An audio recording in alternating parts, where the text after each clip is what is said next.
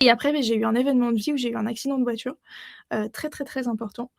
Et en fait, quand tu te vois mourir, c'est vraiment, pour le coup, comme dans les films, tu vois? Tu as un peu toute ta vie, qui défile, tu vois?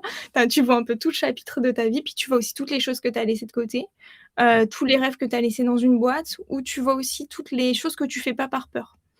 Et là, je me suis dit: «En fait, non, si entre guillemets, une fois que j'ai fini mon petit séjour à l'hôpital là, je vais bien, j'ai toute ma tête, j'ai tout mon corps, je prends mes rêves un par un et je vais tous les faire. Et je m'en fous de si je me plante».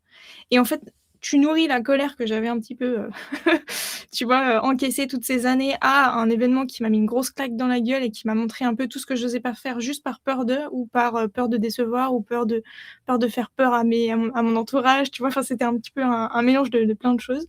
Et ben, j'ai tout pris un par un et j'ai tout envoyé péter du jour au lendemain. Vraiment, je me suis dit: «OK, c'est bon, je vais bien, j'ai ma tête, j'ai mon corps, let's go». On OK. commence par quoi? Et j'ai tout fait péter, petit à petit, quasi, tous les pôles dans ma vie. Genre, tu vois, j'ai commencé par le taf, après j'ai commencé par l'entourage, après j'ai commencé par les tu sais aussi tout le discours interne que tu as envers toi, donc tu vois, c'est tout un travail c'est presque un changement d'identité, quoi. Ouais, mais c'est clairement ça. Et est-ce que, tu sais, en fait, tu m'apportes tellement d'informations que tu commences à parler, je veux rebondir sur un truc, après tu dis autre chose et je dis: «Ah non, j'ai envie de rebondir sur ça finalement». Mais du coup, oui, quand tu dis, comme un changement d'identité, je prends, plus le côté, parce que je m'intéresse énormément à, en gros, la psychologie, le Mmh. fonctionnement humain et cetera. Est-ce que tu penses que c'est un changement d'identité justement que tu effectues ou est-ce que c'est plutôt une révélation d'identité? C'est plutôt, je pense, tu vois, comme un oignon, tu enlèves toutes les couches, qui t'appartiennent pas. Donc tout ce qu'on t'a dit que tu devais être, tout ce qu'on attendait de toi, tout ce que tu pensais que tu devais être pour être accepté, pour être aimé, pour être valorisé. Et moi, j'ai pris chacune de ces couches et je suis encore en train de le faire.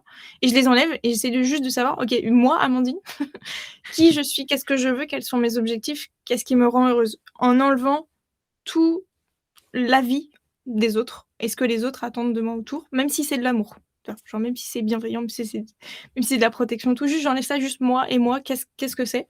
Et c'est vraiment ça mon le cœur du truc qui me fait aller chercher mes rêves, c'est que quand je me fixe un objectif ou quand j'entame un projet, je me pose la question: «OK, je le fais pour moi, parce que j'en ai envie, ou parce que c'est pour quelque chose qu'on m'a dit, quelque chose qu'on attend de moi, pour plaire à X personnes?» Et je trouve que ça permet en tout cas de d'être aligné dans le sens, tu es assuré entre ce que tu fais et les rêves que tu veux aller chercher, tu es sur la bonne voie, quoi. OK.